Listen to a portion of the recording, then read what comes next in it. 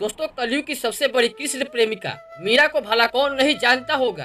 श्री कृष्ण और मीरा की प्रेम की पराकाष्ठा है। मीरा तो अपनी सासे भी श्री कृष्ण के लिए ही लिया करती थी। मीरा के बालपन के प्रेम थे श्री कृष्ण। श्री कृष्ण जमाने के साथ मीरा का श्री कृष्ण के प्रति प्रेम और भी परवान चढ़ने लगा।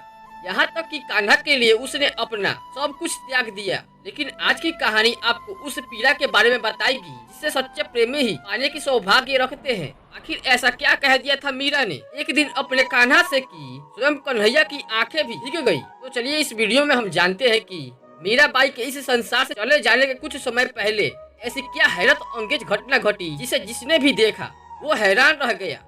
दोस्तों, ये बात है उन दोनों की जब मीरा रानी अपने जीवन के कुछ अंतिम दिनों में द्वारिका में विहार कर रही थी।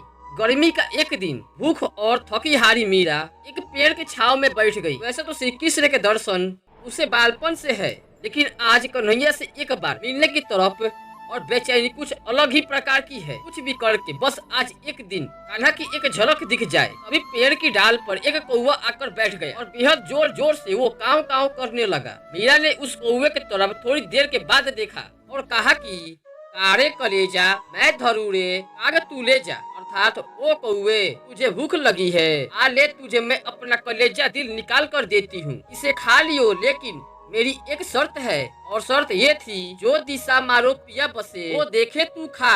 अर्थात ओ कौवे, तू ले जा मेरा दिल, पर इसे मेरे सामने मत खाना।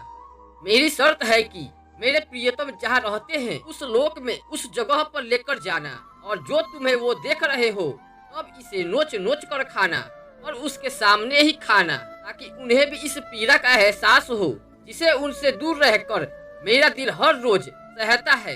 अरे दिल निकाल कर तो देना कुछ भी नहीं, मुझे तो हर रोज उसके दोगुना ज्यादा दर्द अपने कान्हा से दूर रहकर सहना पड़ता है। दोस्तों, ये पूरी घटना वहाँ से गुजरते हुए एक ब्राह्मण ने देख ली।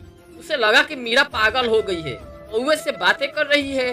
उसने ध्यान नहीं दिया और आगे बढ़ गया। वो ब्राह्मण एक मंदिर का पुजारी था। वो मंदिर भी गिरधारी की थी।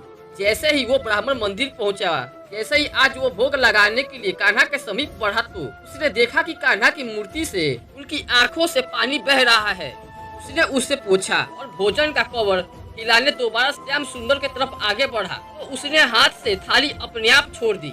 या कह सकते हैं कि थाली अपने आप उसके हाथों से जमीन पर गिर गई। पंडित को ये समझते देर ना लगी कि आज उसके कान्हा दुखी है, पर पूरे दुनिया के मालिक को इसका दुख सताने लगा। लेकिन ये भी सच है कि कन्हैया की आंखों से आंसू जरूर बह रहे थे। अचानक से उस ब्राह्मण की आंखों के सामने मीरा रानी की छवि आ गई और उन्हें समझते देर ना लगी कि आखिर पूरा माजरा क्या है। क्यों श्याम सुंदर आज भोग स्वीकार नहीं कर रहे हैं। वो दौड़ता हुआ मीरा को देखने गया, पर मीरा उस पेड़ के नीचे नहीं थी, वो वहाँ से जा चुकी थी। बताया जाता है कि इसी घटना के कुछ दिनों के बाद मीरा बाई की साड़ी का एक टुकड़ा श्री कृष्ण के पास मिला, उनकी मूर्ति के पास मिला।